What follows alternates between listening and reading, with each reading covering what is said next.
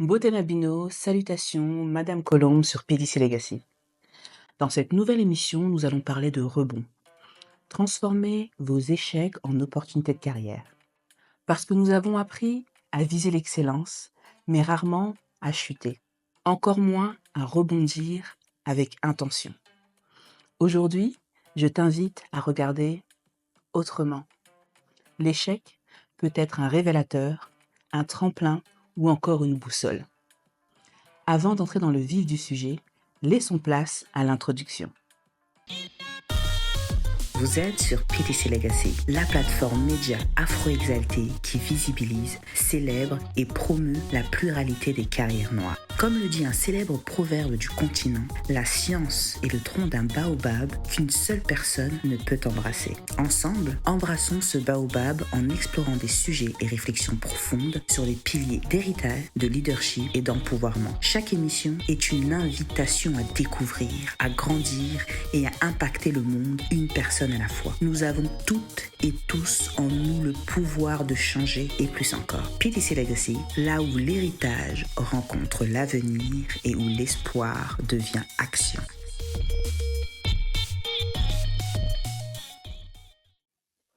Je souhaite te conter une histoire. La mienne. Du moins, une partie de la mienne. Post-bac, j'étais perdue. Je ne savais pas ce que je voulais faire. Mais je savais ce que je ne voulais pas faire. Médecine, banque, droit, toutes ces choses ne m'intéressaient pas. Mais qu'est-ce que je voulais faire? Qui je voulais être demain? Je n'en savais rien. On m'avait dit toute ma vie que j'avais un potentiel énorme, que j'étais excellente. On m'avait fait énormément d'éloges. Et arrivé là, je me suis rendu compte et je me suis posé la question, est-ce que c'était réel? Et toutes ces mêmes personnes qui m'ont fait ces éloges ont été les premières à me dire que si je ne faisais pas de longues études, je n'allais pas trouver d'emploi, je n'allais pas m'épanouir, je n'allais pas être heureuse, etc., etc. Et c'est là que viennent les moments de doute, ok?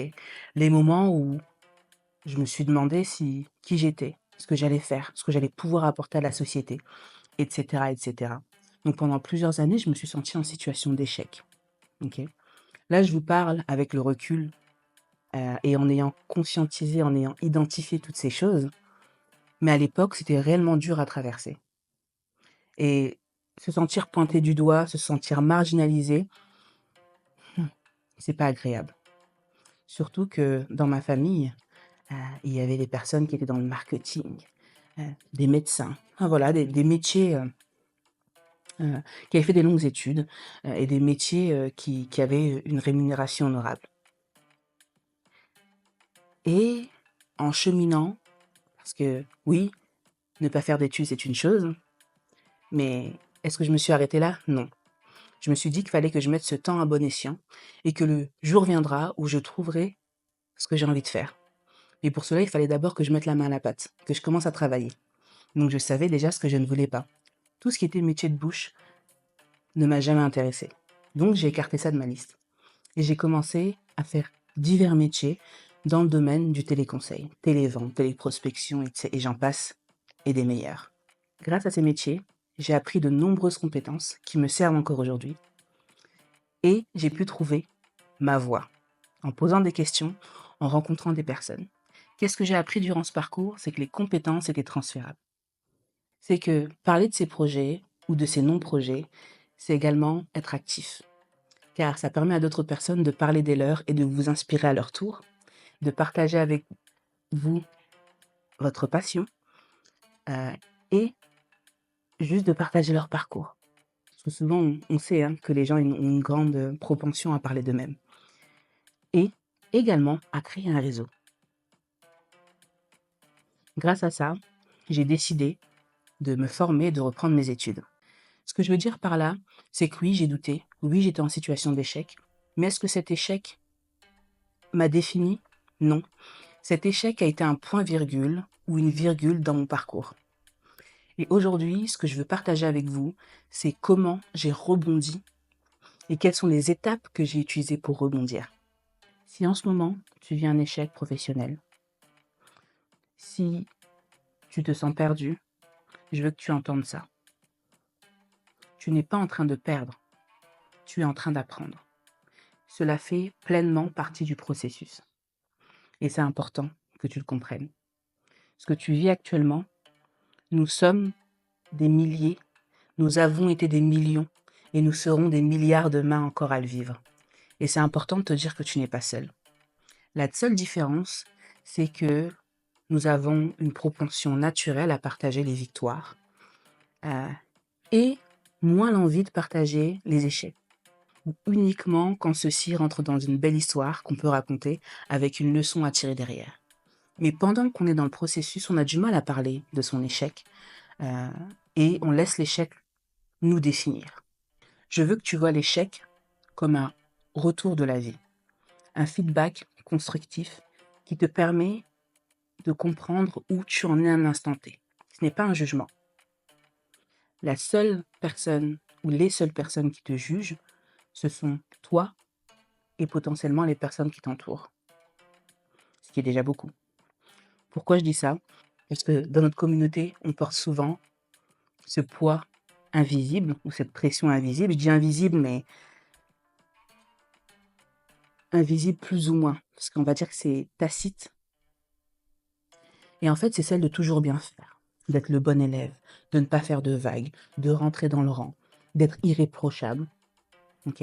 Mais cette exigence peut devenir une enclave, une prison.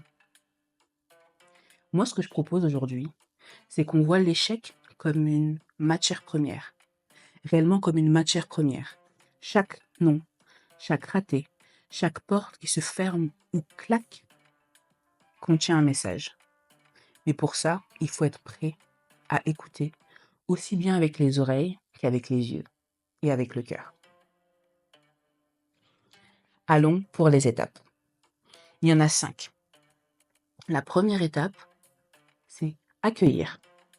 Il faut être en capacité de laisser l'échec te traverser. Te traverser avec sa charge émotionnelle, qu'elle soit agréable ou désagréable à vivre. Si tu as besoin de pleurer, pleure un bon coup. Si tu as besoin d'être en colère, sois en colère. Si tu as besoin de t'isoler, isole-toi. Prends le temps de laisser l'émotion te traverser. Pourquoi c'est important? Parce que toute émotion qui n'est pas accueillie et qui n'est pas régulée comme il se doit, va avoir envie de sortir à un moment ou à un autre. Et telle une cocotte minute, ça va faire pression, pression et pression. Et elle va sortir, au moment où tu t'y attends le moins. Et elle peut faire des dégâts. Réversibles pour parfois et irréversibles pour d'autres. Donc c'est pour ça qu'il est important que tu puisses accueillir ce que tu as à accueillir. Et si tu as besoin d'aide, si tu as besoin d'être accompagné, il existe des mentors, des coachs, des thérapeutes si tu ne souhaites pas faire appel à une personne de ton entourage proche. Parce que je peux comprendre que c'est pas toujours aisé de faire appel à une personne de notre entourage qui pourrait potentiellement nous juger ou ressortir cette histoire à un moment ou à un autre. Parce que dans ce cadre-là, quand on est dans l'accueil et dans la régulation, on fait preuve de vulnérabilité. Mhm. Et pour certains, la vulnérabilité est une faiblesse. Pour moi, elle est une force. Donc aujourd'hui, choisis la personne de confiance à qui tu pourras parler librement, qu'elle soit de ta sphère professionnelle, de ta sphère privée ou d'une autre sphère que tu auras choisie. Si, et seulement si, tu as besoin d'une personne, d'une tierce personne pour t'aider à accueillir cette étape. Cette étape, bien entendu, nous mène à la deuxième étape. La deuxième étape, c'est l'analyse. L'analyse va nous permettre de comprendre de ce qui s'est passé. Voilà. En une phrase, de comprendre ce qui s'est passé. Et pour entrer dans cette compréhension, il va être nécessaire de se poser les bonnes questions. La première question, qu'est-ce qui n'a pas fonctionné? Qu'est-ce qui n'a pas fonctionné? Qu'est-ce qui fait que cette opportunité se soit transformée en un échec? La seconde question, était-ce un mauvais alignement? Un mauvais alignement avec qui je suis? Un mauvais alignement avec mon ambition future? Un mauvais alignement pour telle ou telle raison? Vous avez la réponse à cette question. Peut-être pas à l'instant T, mais vous avez la réponse à cette question. Tu as la réponse à cette question. Était-ce un manque de préparation? As-tu pris le temps de te préparer pour pouvoir saisir cette opportunité? Es-tu venu fleur au fusil ou es-tu venu préparé, donc avec toutes les armes de ton côté pour pouvoir saisir cette opportunité? Il est important que quand tu te poses ces questions, tu sois transparent avec toi-même. Pas de mensonge, c'est toi en face de toi-même. Le conseil que je peux te donner, si tu te sens de le faire à cette étape, c'est de pouvoir demander conseil ou de conseil. C'est de pouvoir demander un retour potentiellement à la personne qui t'a fermé la porte. Ok. On a tendance à pas demander des retours et à se braquer. Or il est nécessaire de pouvoir avoir un réel retour de cette personne parce qu'elle détient les clés. Je me souviens, je cherchais une alternance. Petite anecdote, je digresse un petit peu, mais pour vous donner un peu de contexte, je cherchais une alternance après l'obtention de mon bac+2 pour finir mon bachelor, enfin, faire un bachelor. Donc, toujours dans mon domaine de prédilection, qui est la supply chain. Et je suis partie passer un entretien. Et lors de cet entretien, le recruteur m'a dit que j'avais un profil génial. Mais qu'à mon âge, parce que quand je suis venue passer l'entretien, j'avais 26 ans, qu'il y a des gens qui sortaient d'école et qui étaient beaucoup plus jeunes que moi, que eux, on allait leur pardonner de ne pas avoir de plan établi et clair sur leur parcours professionnel, mais que moi, à 26 ans, je devais avoir un parcours beaucoup plus clair si je voulais pouvoir me différencier de la concurrence et être celle qu'on choisit. Certes, j'avais des compétences que j'avais gagnées, comme je vous l'ai dit, et qui étaient transférables, mais il me manquait ce plus. Et pourquoi c'était important? Parce que j'allais payer plus que ces personnes-là. Donc le plus, il fallait que je puisse le rapporter et le prouver. Et le plus qu'il m'a demandé, c'est comment l'entreprise dans laquelle j'allais entrer allait pouvoir m'apporter ce dont j'avais besoin pour pouvoir continuer mon parcours et arriver là où je souhaite arriver. Sur le coup, mon ego a joué son rôle. Je me suis dit, mais attends, mais il se prend pour qui lui? Et en prenant le temps de réfléchir, en analysant la situation, je me suis dit qu'il avait totalement raison. Et en prenant ce conseil qu'il m'a donné, en toute bienveillance, parce qu'il a pris le temps de me faire le retour à chaud, que j'ai accueilli, hein, bien sûr, quand il me l'a dit, j'ai dit merci. Et je me suis dit que j'allais laisser infuser pour pouvoir voir un petit peu le cheminement qu'il allait avoir. Et en réfléchissant, je me suis rendu compte que j'étais pas assez préparée. Les entretiens suivants, je les ai préparés. J'avais un plan, mais qui n'était pas clairement défini. J'ai posé des mots, j'ai verbalisé, j'ai exprimé à l'écrit ce que je voulais. Et j'ai demandé de l'aide pour pouvoir avoir un réel impact lorsque j'allais le présenter. Et les entretiens suivants, j'ai été à la hauteur. Tous les entretiens que j'ai passés après, j'ai été prise. Malgré le fait que l'entreprise allait devoir me payer en supplément. Et c'est ça qui a fait la différence. Parce que j'ai pris le temps d'analyser mon échec précédent grâce aux questions que je me suis posées, mais surtout au retour qu'un des recruteurs m'avait fait. Ensuite, on arrive à l'étape numéro 3, qui est apprendre. Il est important de comprendre l'étape précédente et d'apprendre qu'il y a toujours une beauté cachée dans chaque opportunité manquée et dans chaque échec que nous vivons. Comme je l'ai déjà dit, l'échec ne te représente pas. L'échec n'est pas ton identité. L'échec est un point de suspension, est une virgule. Après l'échec, il y a toujours quelque chose, comme on dit, après la pluie, le beau temps. Mais ce qui est important de savoir, c'est qu'est-ce que tu retires de cette expérience. Je vous ai donné mon anecdote précédemment qui illustre bien l'analyse et l'apprentissage. Quelles compétences as-tu révélées malgré tout? Donc pour ma part, ça a été ma compétence d'analyse. Ensuite, ma compétence à pouvoir demander de l'aide, Parce que oui, demander de l'aide est une compétence. Une qualité, une compétence, vous mettez dans ce que vous voulez. Mais ce n'est pas tout le monde qui arrive à le faire. OK? Donc demander de l'aide. Et 3, passer à l'action, réellement. Passer à l'action, c'est-à-dire préparer mon histoire et raconter mon histoire, ma carrière et ce que j'avais où j'étais, ce que j'allais faire plus tard et comment l'entreprise allait pouvoir m'y accompagner. Et c'est comme ça que j'ai réussi à toucher mes recruteurs.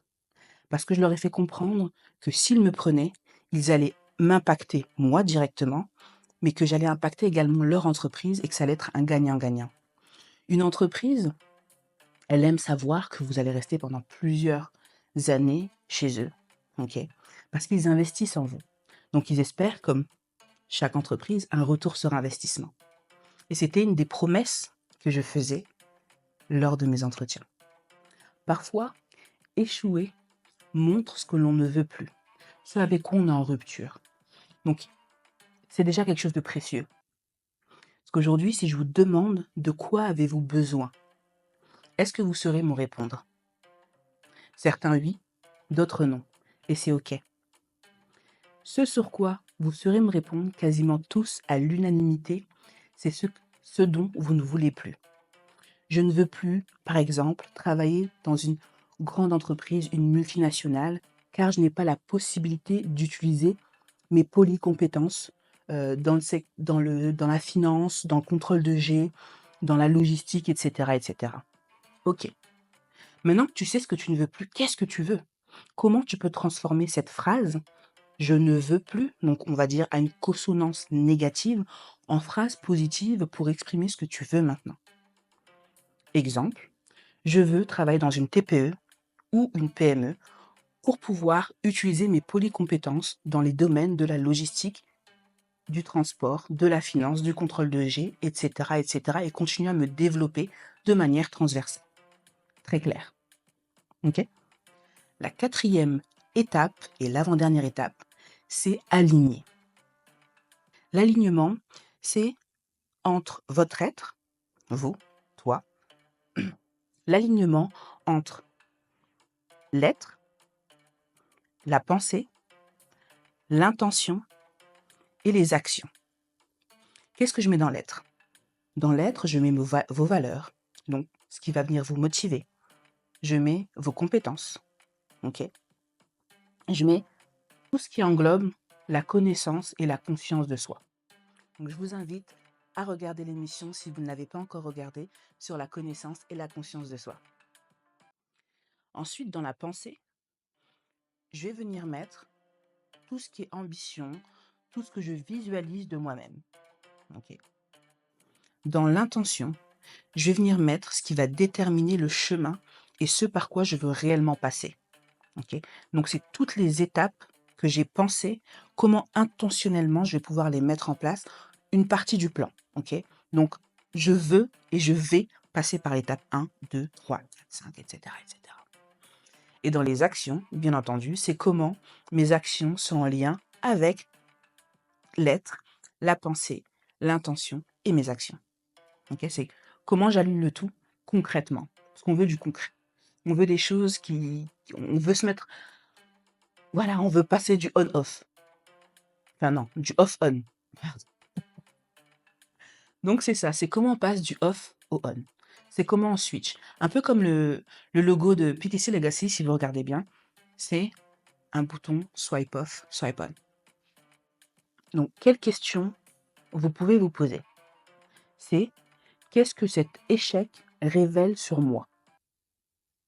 Première question. Est-ce que je veux vraiment ce que je visais? Est-ce que ce que je visais était réellement pour moi? Troisième question. Est-ce aligné avec qui je suis, ce que je veux bâtir, transmettre et défendre? C'est de s'assurer que ce que vous alliez saisir est en adéquation avec qui vous êtes, mais également avec où vous allez décider d'aller, ok? Et qu'il ne s'agissait pas d'un détour ou d'un cul-de-sac. Parce que parfois, on échoue à certains endroits parce que c'est pas fait pour nous. Parce qu'on s'éloigne de là où on doit réellement aller. Et c'est une manière de revenir sur le droit chemin. Quand je dis le droit chemin, c'est le chemin qui est fait pour vous et que vous souhaitez construire. OK? Donc le droit chemin pour une personne A ou pour une personne B ne sera pas le même. La 5e et la dernière étape, vous vous en doutez, c'est agir. C'est comment on passe dans l'action réelle. Donc c'est comment on va faire ce petit pas qui va servir de rebond. Je tiens à préciser qu'un rebond, c'est un verbe d'action. Enfin, rebond, c'est un nom, oui, mais rebondir est un verbe d'action.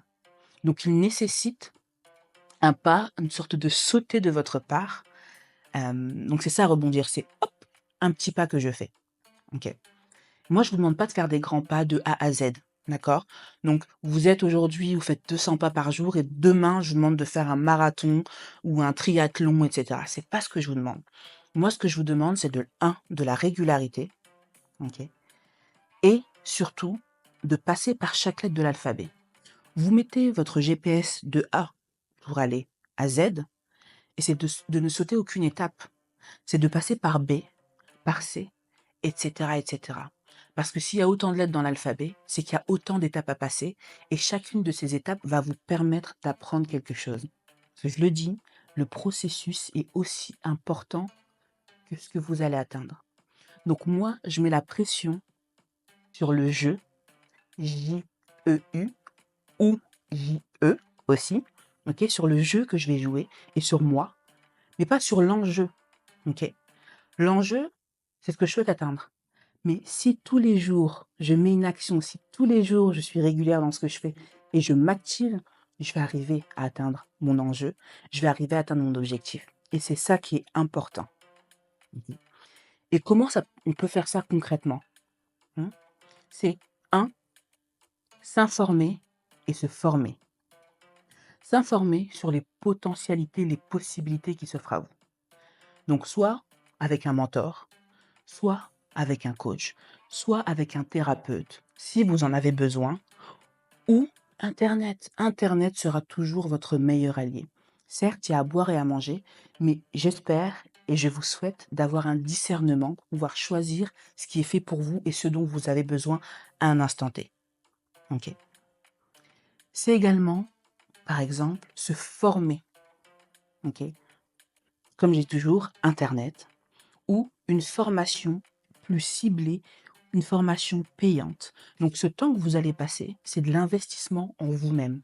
Vous êtes votre meilleur atout, vous êtes votre meilleur investissement, donc ne lésinez pas sur les moyens. Ne lésinez pas, pardon, sur les moyens. OK? Donc vous devez être votre propre priorité. Et quand on est sa propre priorité, on investit en soi. OK? On investit. Ensuite, qu'est-ce que vous pouvez faire d'autre? C'est envoyer des candidatures. Challengez-vous. C'est un exemple, bien sûr, à transposer dans votre situation. Vous vous rendez compte que vous n'arrivez pas à atteindre tel ou tel poste, etc. Ok, vous voulez comprendre? Passez des entretiens. Préparez-vous, bien sûr, en amont pour ces entretiens, mais envoyez des candidatures, passez vos entretiens. Comprenez pourquoi vous ne passez pas telle ou telle étape. Demandez du retour au recruteur. Qu'est-ce qui a fait que votre candidature n'a pas été retenue? Pourquoi votre profil n'est pas passé à l'étape supérieure, etc., etc. OK? C'est comment vous êtes dans l'action. Et pour être dans l'action également, il faut savoir écouter. Écoutez attentivement ce que les gens vont vous dire. Prenez des notes. Quels sont les mots qui reviennent souvent? Quelles sont les similitudes qui reviennent? Comment je peux contourner, sauter, transcender cet obstacle? OK? Comme je l'ai dit, hein, une porte qui se ferme, une porte qui se claque, un non, une opportunité ratée n'est pas une fin en soi. OK? Ça ne vous définit pas. C'est qu'il y a une étape pour vous après. Et le après, pour arriver à l'après, c'est la préparation que vous allez faire entre deux qui va vous y amener. Sache que tu n'es pas cassé. Tu es en transformation. Tu te prépares pour la nouvelle version de toi qui est en cours de téléchargement. Tu es en train de te remettre, de mettre à niveau ton algorithme pour la phase qui arrive. Tu n'es pas cassé. Tu es juste en transformation. Tu n'es pas seul. Nous sommes des milliers des millions, pour ne pas dire des milliards, potentiellement à vivre la même chose. Sauf que, comme je l'ai déjà dit, nous avons une propension à exprimer nos victoires et à partager le positif. Ok. Et nous avons plus de mal à partager nos moments de vulnérabilité, les moments où on a été dans le doute. Sauf quand ça rentre dans un narratif et dans un storytelling pour parler de nos victoires et expliquer le chemin. Mais sache que pendant que tu es en transition, ça compte tout autant que quand tu vas arriver. Parce que tu te souviendras de toutes ces petites choses par lesquelles tu es passé, toutes ces petites choses qui te façonnent aujourd'hui et toutes ces petites choses qui te permettront, en gros, de te polir pour être ce diamant brillant que tu vas devenir. Sache que, peu importe que tu sois salarié, entrepreneur, dans le domaine associatif, étudiant, peu importe là où tu en es dans le stade de ta vie, l'échec fait partie du processus. Ce que je t'invite à faire, c'est à partager en commentaire ton rebond. Quel est le rebond qui aujourd'hui, petit ou grand, qui aujourd'hui t'a façonné ou t'a amené à réfléchir différemment? À quel moment ça a impacté ta vie? Parce que ce que tu vis aujourd'hui, il y a peut-être une autre personne qui le vit. Donc n'hésite pas à le partager en commentaire. C'est déjà la fin de cette émission. J'espère qu'elle pourra t'apporter les clés dont tu auras besoin et que ces 5 étapes pourront t'aider à avancer dans ton processus.